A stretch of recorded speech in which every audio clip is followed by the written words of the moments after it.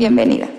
Yorana Corúa, muchas gracias por recibirme. Para mí es un gran orgullo poder estar acá. Antes de presentar a Cristian Moreno Paccarati, él es el primer y segundo historiador Rapanui, lo cual para nosotros para mí me enorgullece mucho poder presentar a un historiador Rapanui. Nosotros por mucho tiempo tuvimos solamente el relato de nuestra historia de exploradores europeos la mayoría de las veces, con muchos prejuicios contando nuestra historia, así que poder escuchar desde un Rapanui en primera persona las vejaciones que hemos sufrido como pueblo, la historia con mucho dolor, pero al mismo tiempo con aprendizaje y con las ganas de poder avanzar, es particularmente para mí un tremendo orgullo como Rapanui. Además, Cristian es una persona conocida, nosotros somos una comunidad muy pequeña, nos conocemos todos. Es una familia, la familia Paccarati también heredera y continuadores de muchos rasgos muy particulares de la cultura, especialmente el juego de hilos, conocido como Kaikai. Ellos son los que han podido continuar con esa práctica. Y bueno, y una persona muy joven, tiene 39 años, así que ahí está Cristian Moreno Paccarati desde Rapanui, estas yaros Anui Nui, Kiaia, Mojacarón o Tatou te amo o Ona, te amo o te nu o Rapanui. Así que los invito que disfruten, que nos escuchemos, que nos conozcamos y que les pido con mucho respeto que podamos escuchar parte de la historia del pueblo de Rapanui. Maururu. Muchas gracias, Tiare. Bienvenido, Cristian. Te estamos escuchando. Muchas gracias. Maururu Tiare, Kite Hakapuaimai, Yorana Corúa a todas.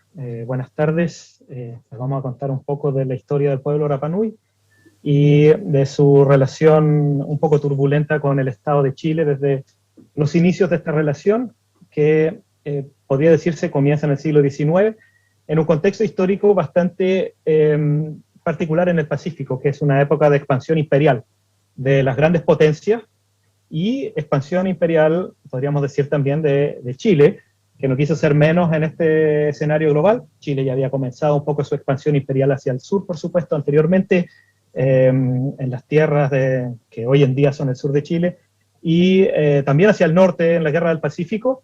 En el caso de Rapanui, esto se enmarca dentro de ese mismo contexto de expansión chilena, y en todos los casos, sobre todo en el caso del sur de Chile y el caso de Rapanui, esto se da mucho en relación con el temor a que esas tierras fueran apropiadas por otra potencia, o por otro país, o por un país vecino, o por un país rival.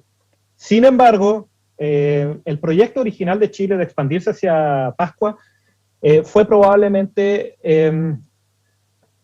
¿cómo podríamos decir? Fue rechazado por buena parte de la sociedad de la época en la década de 1870 por razones de factibilidad técnica. Ocurre que es necesaria la presencia de una persona que es un conocido marino, el capitán Policarpo Toro Hurtado, que por sí solo llevó a Chile a intervenir y a hacerse parte de un proyecto de él. El proyecto de anexar Rapanui a Chile, como le llaman en Chile, la anexión de la isla de Chile, que nosotros no creemos que es un término adecuado o apropiado, fue un proyecto netamente de Policarpo Toro relacionado con la explotación comercial de la isla. Entonces, en ese tiempo, Rapanui era una sociedad que podríamos decir era independiente, era una sociedad diezmada por enfermedades, por epidemias, era una sociedad que había sufrido de actos de piratería, y que se había asociado con ciertos colonos extranjeros que se habían instalado en la isla para explotarla comercialmente, especialmente en la exportación de lana, producción de lana, ovejas que se trajeron para acá y que se multiplicaron. A la vista del éxito de este negocio, Policarpo Toro y su hermano Pedro Pablo Toro Hurtado lo que pretendían era ampliar este negocio, hacerlo crecer más y exportar lana a otros mercados. Esto es netamente el proyecto de él. Sin embargo, Policarpo Toro tenía antecedentes de que un colono anterior, francés, que quiso declararse a sí mismo rey de la isla, había sido en algún momento producto de los abusos, como dice nuestra tradición oral, había sido ¿cómo podríamos decir?, ajusticiado en la isla. Y para evitar algo así, que Policarpo Toro atribuía el ajusticiamiento de este colono francés a la falta de un protectorado francés en la isla. En lo que había fracasado el colono francés que fue ajusticiado fue en lograr que Francia se involucrara en la isla y estableciera acá un protectorado. Entonces la idea de Policarpo Toro fue básicamente arrastrar a Chile a este proyecto de él para que así Chile pudiera colonizar Rapa Nui, una isla que tenía 155 habitantes en 1886, que es cuando Policarpo Toro tiene la idea, colonizar la isla y producir o ir generando, no lo digo desde en forma de malicia, de perversidad de él, pero él tenía la idea de que el pueblo Rapa Nui estaba destinado a desaparecer, y su idea de colonizar la isla era básicamente generar un reemplazo poblacional, un reemplazo étnico con familias de colonos desde el continente que se instalaran acá y fueran o reemplazando a los Rapa Nui o diluyendo gradualmente a partir de la mezcla y del mestizaje, diluyendo por completo lo poco que quedaba de la cultura que había en la isla. En ese contexto, Chile acepta intervenir bajo la idea de evitar que Perú u otra potencia se instalara acá. Esos fueron los argumentos que Policarpo Toro usó para convencer al gobierno del presidente José Manuel Balmaceda, y con eso finalmente Chile entra a este escenario. Es un tratado bastante precario que se hizo casi entre gallos y medianoche, porque la preocupación principal de Policarpo Toro fue establecer un acuerdo con los colonos anteriores que aseguraban haber comprado tierras en la isla, socios de los que trajeron las ovejas, socios del francés que fue ajusticiado acá, que decían que eran dueños de territorio acá, de tierras en la isla, que nunca lo pudieron probar fehacientemente, pero se aceptó en las cortes de Tahiti, se aceptó en la corte de Burdeos en Francia, y finalmente Policarpo Toro lo que hizo fue intentar adquirir tierras. Policarpo Toro compra las tierras de una misión católica que hubo acá, e instala su negocio, arrienda las tierras de John Brander, un escocés de Tahiti, y se instala y trae familias de colonos. Sin embargo, antes de poder hacerlo necesitaba el acuerdo de la comunidad. Como eso lo vio él como un pequeño obstáculo necesario, simplemente lo que él hizo, porque, a ver, ya había convencido al Estado, que era lo más difícil, había convencido al presidente, y había convencido y había adquirido los derechos de estos otros colonos. Restaba lo más fácil, que era convencer a los isleños, según lo que pensaba él. Sin embargo, en este tratado que se hace con Chile, el pueblo Rapa Nui expresó y manifestó su posición. El rey Ariki Atamu Tekena, hijo de Aotahi, que tenía unos 35 años en la época, y un consejo de sabios y un consejo de jefe que trabajaba con él, son los firmantes de lo que se llama hoy el Acuerdo de Voluntades en español, o Ba'ai Honga Kainga, que es la versión en Rapa Nui. En este acuerdo se establece claramente, tanto en español como en Rapa Nui, que el pueblo Rapa Nui no estaba negociando la propiedad de la tierra, sino que el pueblo Rapa Nui simplemente estaba generando una alianza estratégica y una alianza económica con el pueblo chileno, representado en este caso por Policarpo Toro, quien llevaba el poder del Estado para negociar. Entonces, en esta lógica se escribe un acuerdo, se traduce al Rapa Nui, que en realidad es una mezcla entre Rapa Nui y tahitiano. Esto se hace, por ejemplo, el buque Angamos llega el 8 de septiembre de 1888, el 9 de septiembre ya se estaba firmando esto, o sea, no hay un trabajo filológico detrás de este acuerdo de voluntades. Sin embargo, la versión en Rapa Nui, mezclada con tahitiano, queda bastante claro lo que el pueblo Rapa Nui pretendía. Entonces, de este tratado lo que sacamos son tres ideas diferentes. La interpretación de Policarpo Toro, que es básicamente la explotación de la tierra para ganancia comercial. La interpretación del Estado, que es una interpretación geopolítica, y bajo la lógica del terra nullius, que esta isla estaba prácticamente despoblada y que estaba destinado al pueblo que vivía acá a desaparecer, y que por ende había que colonizarlo para evitar que otra potencia se apropiara de este lugar. Y la interpretación del pueblo Rapa Nui, que es más bien bajo la lógica del protectorado. La lógica del protectorado como lo entendían los Rapa Nui que habían estado en Tahiti en la década de 1870, antes de la anexión y cesión de soberanía a Francia, o como lo entendían los misioneros católicos que habían convencido a los Rapa Nui de aceptar este acuerdo. Entonces, la lógica del protectorado, lo que implica una autonomía local, una autonomía territorial, la capacidad de elegir a las autoridades locales y una asociación amplia con el Estado con el que se llega a este acuerdo, que es, en este caso, la República de Chile. El intento de Policarpo Toro, para ir avanzando, fracasó rotundamente por múltiples razones. Primero porque las familias chilenas de colonos que llegaron acá, las primeras 3, evacuaron la isla rápidamente. Y en segundo lugar, porque el Estado chileno, por diversos motivos, nunca pudo cumplir las promesas que se le hicieron a Policarpo Toro de llevar abastecimiento, víveres y refuerzos permanentes, materiales de construcción, para que pudiera seguir operando acá lo de Policarpo Toro. Después de eso, en 1891, se produce la Guerra Civil, y a raíz de la Guerra Civil, Policarpo Toro, que era considerado cercano al gobierno de Balmaceda, cae en desgracia y termina sacándosele de la Armada, y el Estado chileno, que comienza a reconstruirse después de la Guerra Civil, ya no tiene la forma de, nunca, no digamos que anteriormente a eso había tenido mucha presencia acá en la isla, pero a partir de ahí se produce lo que llamamos quizás un abandono total y absoluto de Rapa Nui. El rey Atamu Tekena también muere en 1892, pero su sucesor es elegido ese mismo año, el rey Simeón Liro Caínga, el Ariqui Simeón Liro Caínga, quien pasa a gobernar, o sigue gobernando a su gente durante ese periodo de 4 años de abandono total entre 1892 y 1896.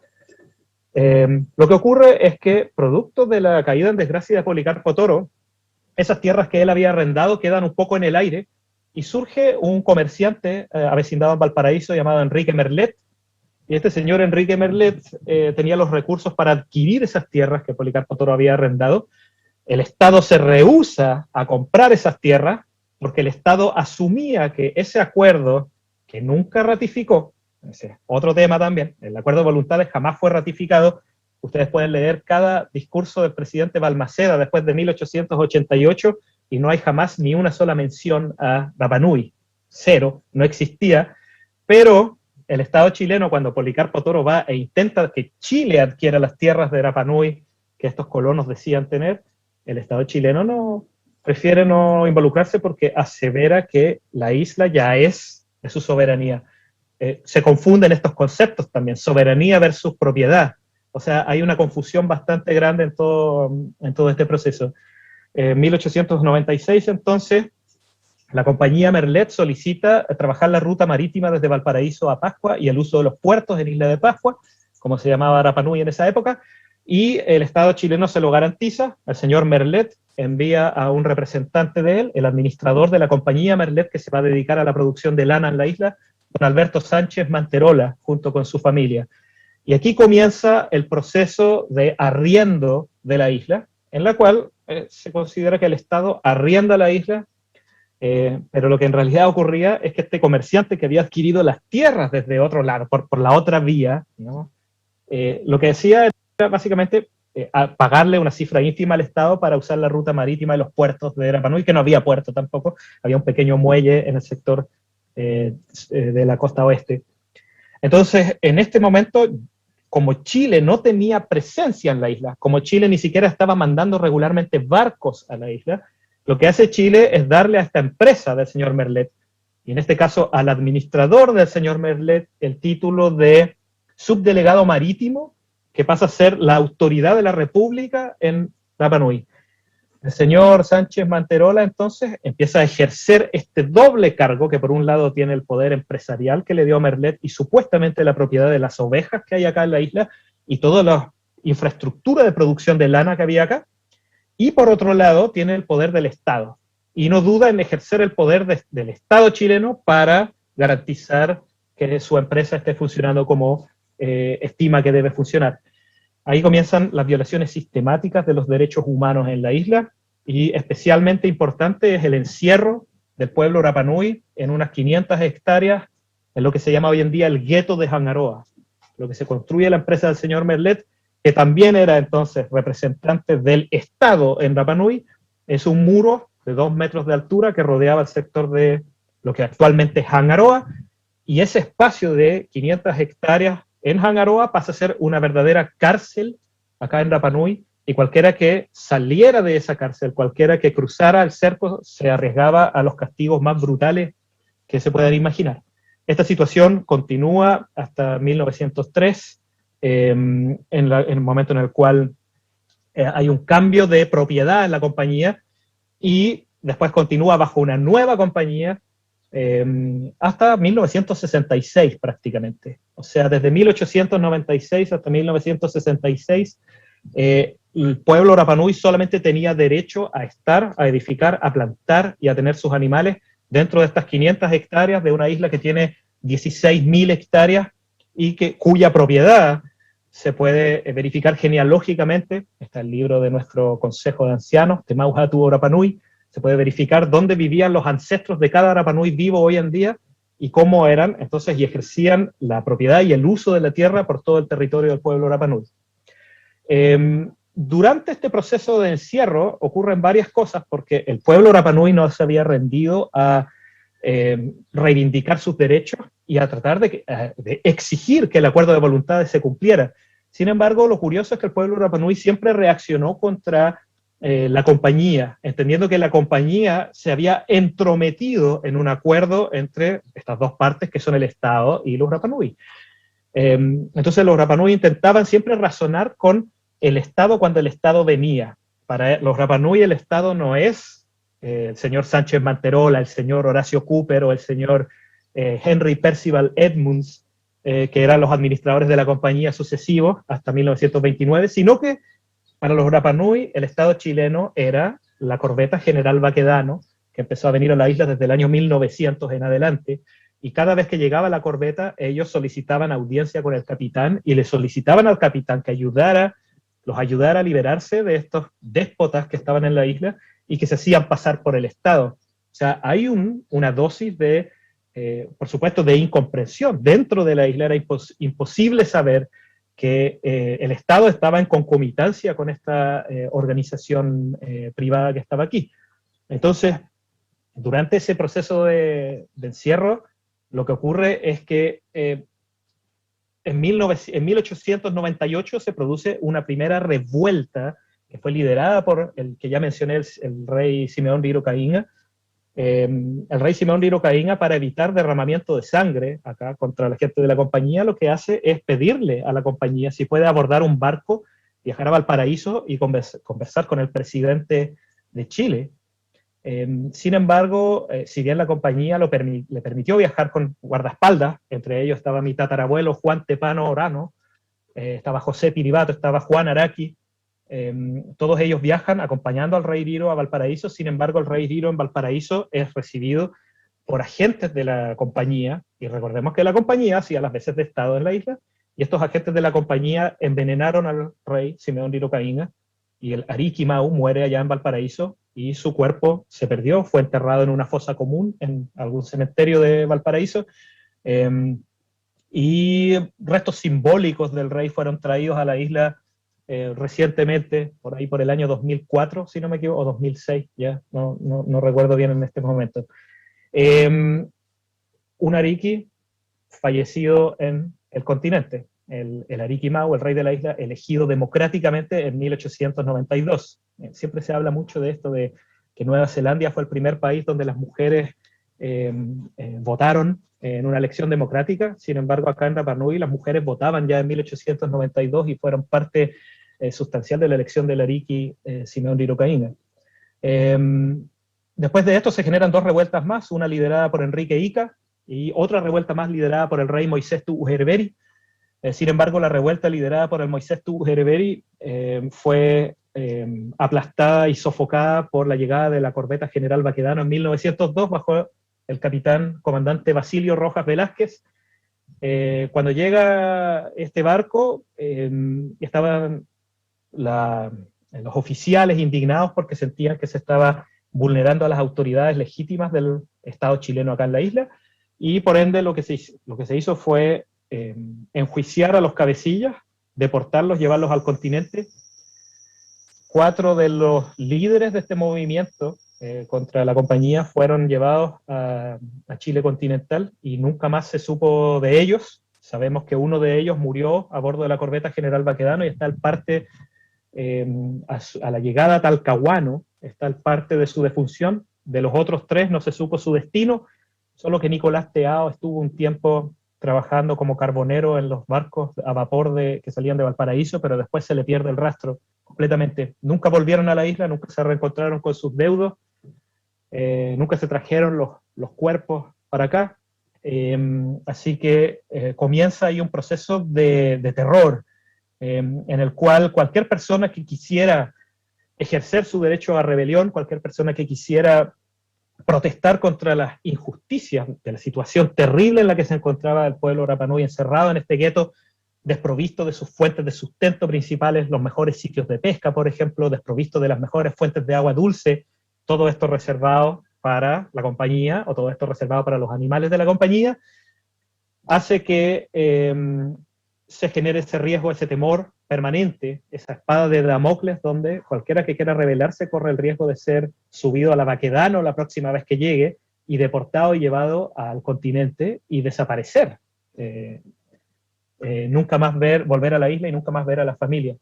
El rey Tugu Hereveri también fue deportado en ese mismo viaje de 1902, sin embargo, él vuelve, estuvo en la corbeta Baquedano, formando parte de la marinería, se le dio ese trato de marino, siendo que era una autoridad electa por el pueblo Rapa Nui en 1901, y volvió a la isla. Tiempo después, lamentablemente, terminó enfermando después de este viaje y muere finalmente en 1925 en el leprosario de la isla. Entonces, esto es todo un proceso sistemático de destrucción de las formas de gobierno locales. En 1902 también, durante ese mismo viaje en el que se deportaron a estos Rapa Nui, lo que se hizo fue establecer un reglamento, el Bando de Rojas de 1902, que impone un cierto orden, unas reglas draconianas, con castigos draconianos para cualquiera que los violara. Entonces es el inicio de colonialismo de la peor forma posible que hubo aquí. En 1914, 12 años después, se hace una nueva revuelta, una nueva rebelión, que es la famosa, o llamada comúnmente Rebelión de Angata, que fue dirigida por María Angata Veritas y Apengo, una mujer Rapa Nui ya mayor, que bajo siempre un aura relacionada con la justicia, entendida como justicia y ética católica religiosa, bajo esa aura logra reunir al grueso de la población Rapa Nui para volver a levantarse contra la compañía. Sin embargo, esta vez de forma mucho más diplomática. Se le entrega una carta al administrador de la compañía donde se le hace entender que los animales, las tierras y el gobierno de la isla tienen que volver a estar en manos de sus legítimos dueños, porque ese era el mandato sagrado, era el mandato divino, y por ende se le entrega una carta y todo, y se le dice a él, se le acoge dentro de la comunidad, se le permite a él que siga consumiendo los animales que quedaban en Mataveri y siga ordeñando las vacas que él tenía ahí para la compañía, y que a él no se le va a hacer ningún daño. Sin embargo, a una familia inglesa que estaba acá y otros integrantes de la compañía estaban bastante nerviosos y asustados permanentemente, pensando que los Rapa Nui los iban a atacar, y se parapetaron en Mataveri, por lo que cuando llega la corbeta General Baquedano apresan inmediatamente a varios de los isleños. Afortunadamente esta vez se tuvo la suerte de que el capitán de la Baquedano fuera un poco más comprensivo, y esta vez solamente un Rapa Nui fue deportado, que es Daniel Teave Jauquena, Taniera Teave, como le decíamos acá. Hay una calle que lleva su nombre en Hangaroa, y es otra persona de la cual nunca más se supo. Sus hijos, que si no me equivoco eran 11 hijos, nunca más vieron a su padre, y es un símbolo de esta rebelión, y prácticamente es uno de nuestros detenidos desaparecidos Rapa Nui, de los cuales nunca más se supo, y no hay antecedentes, no hay documentos que la Armada haya entregado sobre el paradero o el destino del señor Daniel Teave Jauquena. Entonces, si bien se genera esta desaparición de los activistas más importantes de Rapa Nui durante este lapso, esto no fue en vano, porque en 1916 las condiciones en las que estaba la isla, y estas permanentes rebeliones y este permanente envío de isleños al continente, y que reciben la atención de la Iglesia Católica, y que fue un verdadero aliado de los Rapa Nui, liderados principalmente por el obispo Rafael Edward Salas, quien aboga por los Rapa Nui, hace varios escritos al respecto, bastante desde una lógica de su época, del siglo XX, primera mitad del siglo XX, como desde la lógica de la caridad y la lógica de la bondad cristiana, pero de todas maneras es algo que contribuyó bastante a que se acabara esta política de deportaciones permanentes y desaparición de gente de Rapa Nui. Entonces, el año 16, el obispo Edwards visita la isla y desde ese año en adelante escribe y publica varias cosas, aparece en la prensa enfrascado en polémicas con la compañía, y eso hace que el Estado finalmente decida separar las aguas e instale un representante independiente de la compañía explotadora, lo que termina formando un orden triangular en la isla donde está el pueblo Rapa Nui por un lado, la compañía por el otro, y el Estado o el representante del Estado de la República de Chile por otro lado. Ese orden triangular favoreció un poco más a los isleños, pero no acabó con los problemas que estaban generados de antes, que son la propiedad de las tierras, el encierro en el gueto de Hangaroa, especialmente relacionado con las tierras, y la autonomía y el gobierno local. En el caso de las deportaciones, siempre está un poco la duda de qué influyó más, si son las declaraciones del obispo Edwards para que se acaben estas deportaciones de isleños hacia el continente, o si es simplemente porque el obispo Edwards puso un tremendo énfasis en la enfermedad de Hansen o la lepra, que estaba en esa época acá en la isla arreciando. La lepra llegó en un barco chileno en 1888 desde Tahití, cuando llegan los primeros enfermos contagiados de esta enfermedad, y de ahí en adelante es una enfermedad que simplemente se intentaba resolver aislando a las personas que estaban enfermas, aislándolos a varios kilómetros hacia el norte. La gente de la compañía que representaba al Estado los dejaba en unas cuevas y posteriormente en unas pequeñas casuchas bastante vetustas y que no tenían absolutamente ninguna forma de proporcionar un espacio adecuado para que ellos vivieran. Entonces sí, cuando llega el obispo Edwards, el sector donde vivían las personas aquejadas de enfermedad de Hansen vivían en terribles condiciones, y el obispo fue muy gráfico en esto. Entonces es muy posible que la política de deportaciones de gente de Rapa Nui hacia el continente se haya acabado precisamente por eso, por el temor a que ingresara la lepra al Chile continental. Señor Moreno, disculpe, le quedan 5 minutos para informarle. Gracias. Perfecto, perfecto. Entonces, los años siguientes van a transcurrir bajo esta lógica en la que está el escándalo que se genera en el continente a raíz de la lepra, a raíz de los malos tratos hacia los Rapa Nui, pero también en Chile, que estaba más decidido a enfrascarse en esta discusión con la compañía explotadora de Isla de Pascua, que era el nombre que se usaba ya en ese tiempo para la empresa que estaba aquí. En esa discusión, la disputa fue por las tierras, y el Estado chileno utilizó a muchos Rapa Nui para hacer una investigación relativa a las tierras y a los supuestos derechos que tenían sobre las tierras la compañía explotadora, y finalmente los Rapa Nui ayudaron al fisco, ayudaron a la República para deshacerse de la compañía o para tratar de restarle poder a la compañía. Lo que se hizo fue ayudar al Estado para que así el Estado quedara dueño y por fin, de una vez, con una fe envidiable a que se acabaran las injusticias, que el Estado interviniera.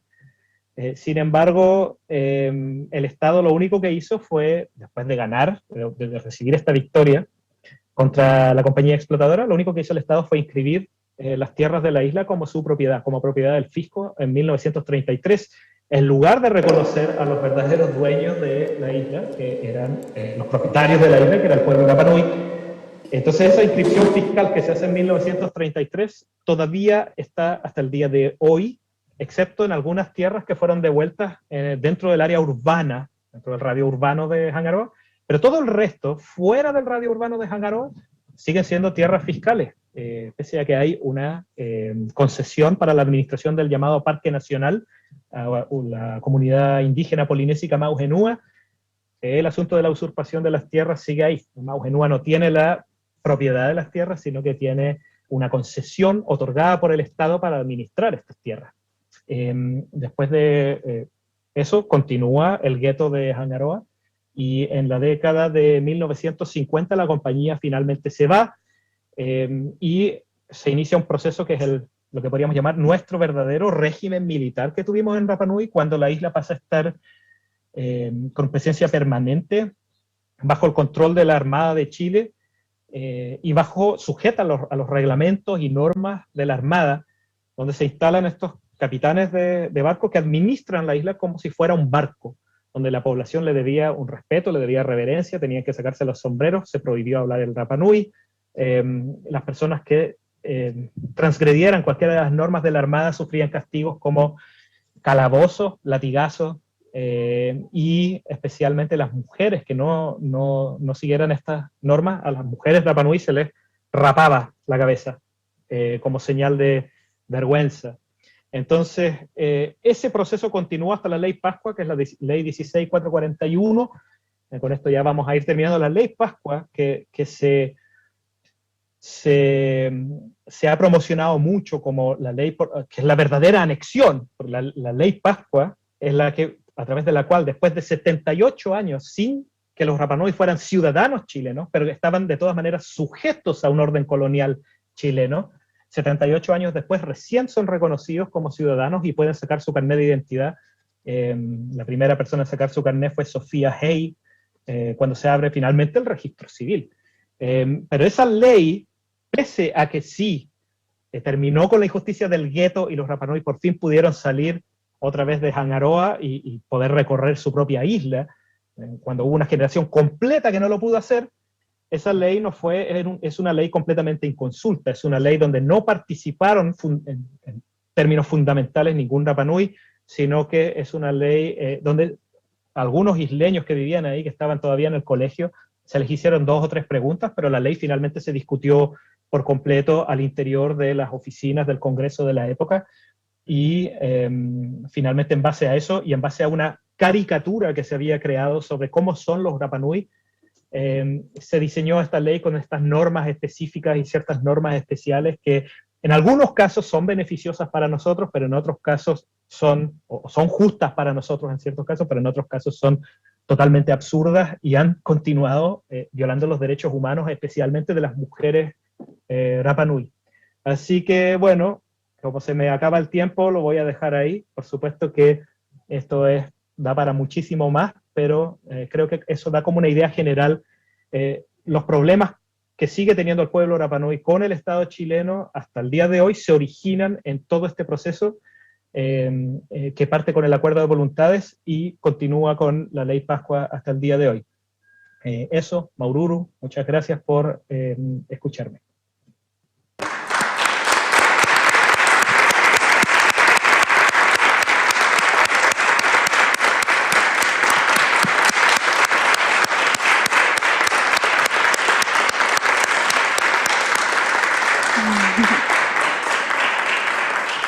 Muchísimas gracias. Un reconocimiento también a la memoria histórica del pueblo Rapa Nui, de las mujeres Rapa Nui, y que estas historias de colonialismo no se vuelvan a ocurrir nunca más en ninguna isla ni en ningún territorio de lo que hoy día entendemos como Chile. Muchas gracias. A continuación, gracias Tiare también, quería darle también para que pudiera ingresar la convencional Isabel Godoy y los representantes del pueblo Coya, si es que están por ahí. Adolfo, ¿me puedes ayudar, por favor? Gracias, muchas gracias. ¿Giovanna? No, es que quería saber si no hay un espacio para preguntas después de las exposiciones. Sí. Es una pregunta, valga la redundancia. Podrían ser 5 minutos, no sé si se estará conectado aún el historiador. ¿Cómo Hola, se llama? sí. Ahí está. Habíamos 5 minutos de preguntas mientras se instala también el próximo historiador. ¿Giovanna? ¿Alguien quiere hacer alguna pregunta? ¿Mario? Sí. Un gusto de saludarte, Cristian.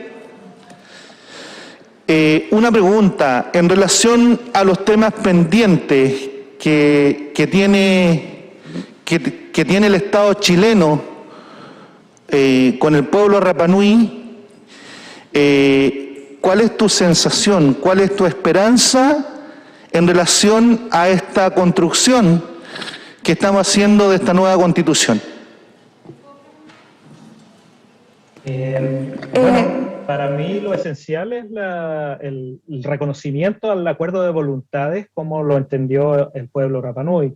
Ese entendimiento está explícito e implícito en muchas de las acciones del pueblo Rapa Nui con posterioridad a esto, y también en los resultados de la Comisión Verdad Histórica y Nuevo Trato que se hizo el 2001, 2002,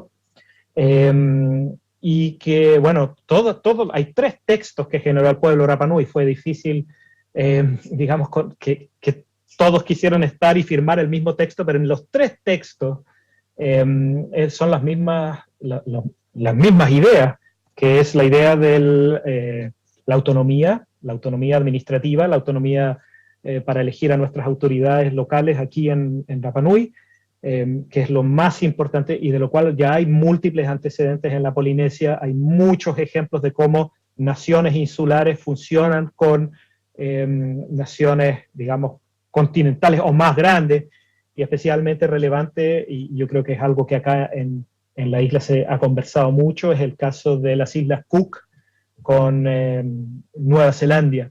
Entonces, principalmente ese caso, pero hay otros ejemplos también. Entonces, yo creo que eso es clave. Yo creo y tengo esperanza de que, por lo que uno ve, por lo que uno percibe, yo no estoy ahí, pero sé que Tiare está haciendo un tremendo trabajo representando al pueblo Rapa Nui, así que yo estoy seguro de que algo bueno va a salir. Tengo la esperanza de que el acuerdo de voluntades va camino, 130 y tantos años después, va camino a ser una realidad. A veces las cosas tardan, pero esperemos que llegue.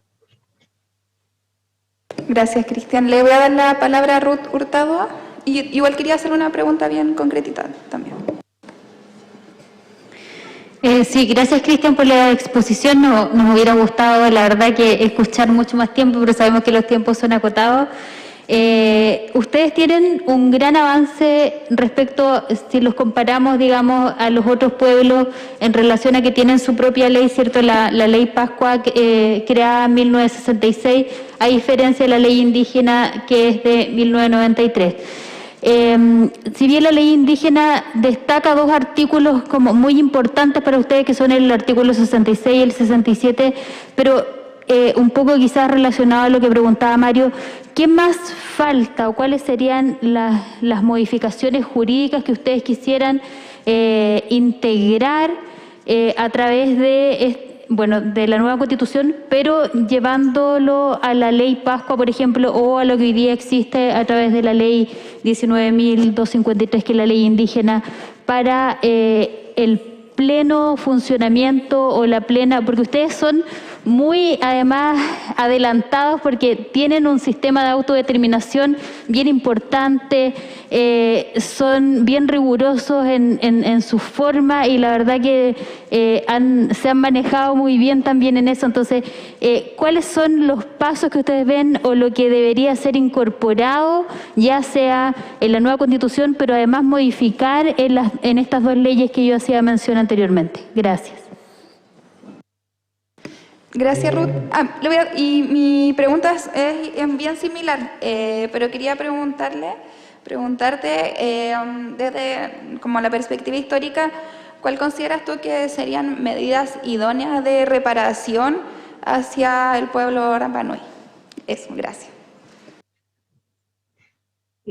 Ok.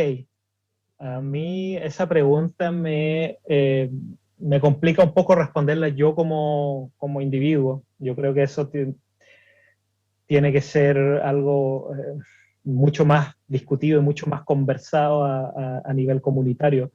Y creo que en el fondo lo esencial es, volviendo, es el reconocimiento del acuerdo de 1888. Partiendo por esa base, las medidas de reparación se pueden conversar, se pueden seguir discutiendo, pero yo creo que ya eso, digamos, resolver los asuntos pendientes, para mí es mucho más importante que la petición de disculpas. Yo sí creo que esos gestos son importantes. Por ejemplo, pedir disculpas como lo han hecho otros países. Holanda pidió disculpas porque en 1722 marinos holandeses dispararon y derramaron sangre de Rapa Nui acá sobre la tierra de la isla, hasta donde sabemos los primeros occidentales que visitaron este lugar, ya dispararon y mataron gente de la isla. Entonces Holanda pidió disculpas en 1722, pero nosotros no hemos visto esos mismos gestos que vengan desde el continente. Yo siempre he pensado que la relación de Chile con el pueblo Rapa Nui desde el año 66 en adelante no es una relación que esté dominada por la malicia, por la maldad, por la perversidad, sino que sobre todo dominada por la ignorancia. En las escuelas no se enseña mucho de Rapa Nui. Rapa Nui está asociado a ciertas expresiones folclóricas, vestimentas, bailes, cosas de ese estilo, pero la historia de Rapa Nui no está en las escuelas, no está en ninguna parte. Y la gente que va a la escuela y que no tiene historia de Rapa Nui, ni siquiera, no sé, una clase, ni menos 3, 4 clases, ni siquiera eso, esa misma gente es la que después termina legislando, y esa misma gente es la que después tampoco va a considerar a Rapa Nui como un lugar que importe mucho en el momento de legislar. Entonces, yo creo que es eso, es más bien un asunto de ignorancia, más que un asunto de maldad. No sabría decir qué tiene que hacer el Estado para reparar. Lo que me importa en este momento, más que nada, es que el Estado resuelva lo antes posible los problemas pendientes, que son la propiedad de la tierra y el asunto del gobierno de la autonomía administrativa. En el caso de las tierras tiene que haber un cambio importante, porque las tierras, como las concebía el pueblo Rapa Nui ancestralmente, son tierras colectivas, es propiedad colectiva, no es propiedad privada individual. Y la única forma en la que el Estado ha devuelto tierras que eran del fisco al pueblo Rapa Nui es a través de la modalidad de propiedad individual de las tierras. Entonces hay una serie de cosas que tienen que cambiar, pero ahí Iare es mucho más, sabe muchísimo más que yo en ese aspecto. Yo en términos legales no soy muy ducho, así que prefiero dejárselo a ella, que es nuestra representante electa en ese sentido. Perdónenme por no poder responder más apropiadamente en eso. Muchas gracias, Cristian.